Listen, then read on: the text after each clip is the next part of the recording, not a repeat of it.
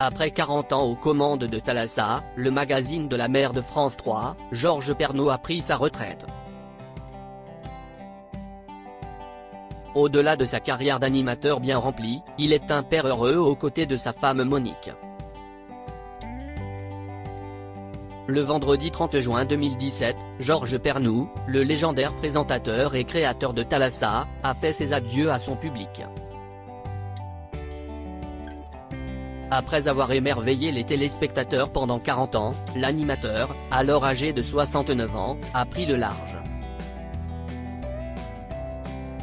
Ces 40 ans, il les a partagés non seulement avec ses admirateurs, mais aussi avec son épouse Monique, qui a fait de lui cet homme exceptionnel.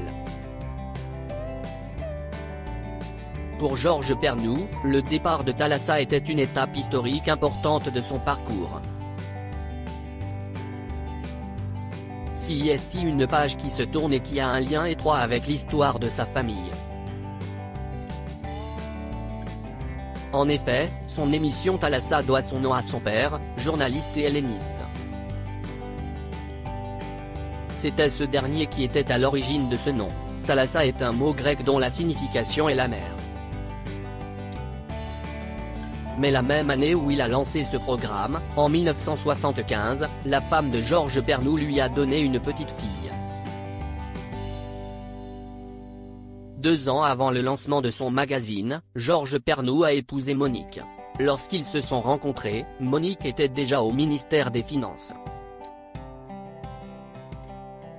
D'ailleurs, elle y travaille jusqu'à présent. À l'époque, Georges était caméraman. En 1975, Monique a donné naissance à leur premier enfant prénommé Fanny. 3 ans plus tard, Monique et Georges accueillent leur deuxième enfant, Julie.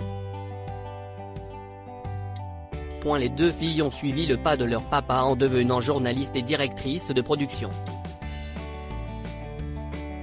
Le clan Ceste donc a grandi avec la naissance de la petite Maë, la petite fille de Georges Pernaut. Chaque année, pendant l'été, toute la famille se rassemble dans la propriété de Monestier, en Bergeracois, la maison familiale de Monique. Georges Pernaut et bien d'autres présentateurs ont été licenciés de France Télévisions.